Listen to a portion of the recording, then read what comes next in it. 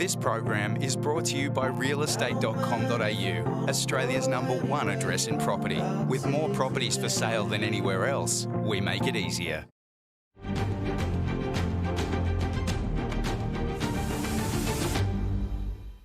It's good to be with you here on Business Now on this Friday. Let's take a look at the action from the auction markets for this weekend. There are more, it would have to be said, now than what there were this time last year. Now, across New South Wales, there are 721 auctions ready to go. In Victoria, 778 auctions.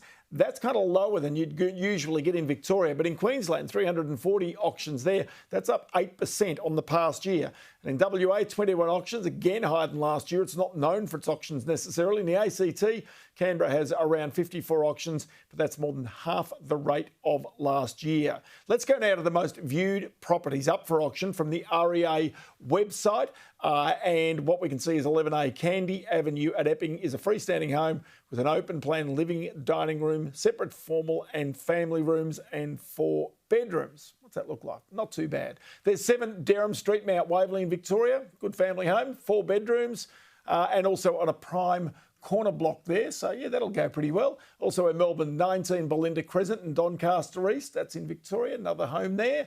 And also 12D Carolina Street in Mount Waverley, 4 bedrooms, 3 bathrooms, Bosch appliances. That's pretty much a new build there, isn't it? For the most viewed property on the REA site, well, it's got 5 bedrooms, 3 bathrooms. It's at 113 Evelyn Street in Grange in Queensland. Looks pretty smart, doesn't it? Open plan living and dining area with extra height glass stackers and an al fresco entertaining area, as you'd expect in Queensland, right? Grange is just 5 kilometres from the Brisbane CBD. Let's now go, however, to Angus Moore, senior economist at REA Group, who joins us here on a Friday. Angus, look, you know, it's a bit of a test for the markets right now because they've been strong, let's be honest, in the last little while, largely as a result of expectations that the Reserve Bank has stopped raising interest rates. Yeah, we've certainly seen auction clearance rates hold up a bit better through autumn than what we were seeing in 2022 when the RBA was raising interest rates very quickly. You know, across autumn, clearance rates have been sitting in the sort of mid-60s, depending on the weekend, which is quite a bit better than the sort of 50 to mid-50s we were seeing through sort of August to October in 2022. So certainly selling conditions look like they've improved. You know, we're seeing prices not grow particularly quickly, but they're certainly not falling like they were last year. So positive signs for vendors as we head into winter, which tends to be the quieter part of the year. You know, we'd expect to see auction volumes start to come off from here. You know, this weekend, as you noted, still reasonably solid volumes, not as much as we were seeing in March, which again makes sense. You know, March tends to be the peak of the autumn selling season. So we'd expect things to start to quiet off after Easter and Anzac Day. And that's probably what we're seeing. And we'd expect that to continue over the next few months as we head into the quieter winter period. So, Angus, in this past week, we've seen a lot said about rentals in Australia. We've seen a lot said about a housing shortage in this country and the impact it's having on inflation in this country. Even the government now starting to address this with its housing policy. But the issue is you just can't conjure up 10,000 new homes when you want to, can you? Yeah, you're certainly right. Rental markets are pretty challenging at the moment. We had our rental report out this week and kind of no matter how you cut it, things are pretty tough for renters. You know, if you look at how quickly rentals are leasing, you know, that's at 18 days at the moment typically. It's the fastest we've ever seen. Rents are growing at about a bit over 11% nationally on realestate.com.au.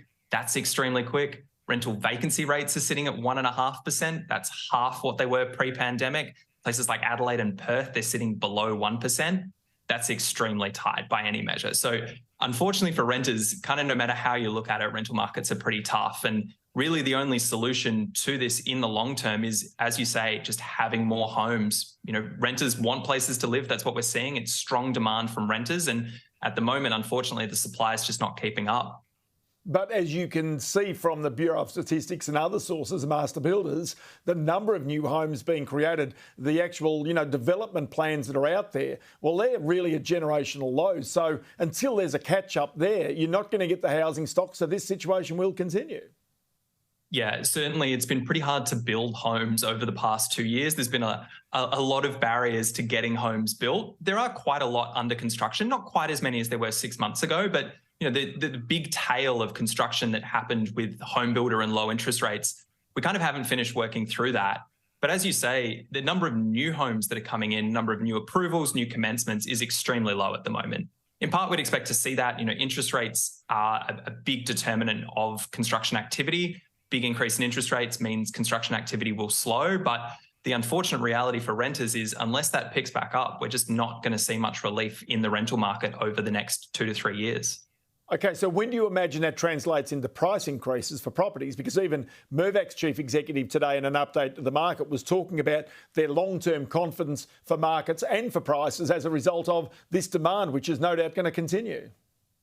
Right, exactly. The rental market is kind of ultimately where demand and supply for housing as, a place to live really clears. The number of homes has to match up with the number of people that want to live in them. And, clearly what we're seeing in rental markets is that isn't the case at the moment.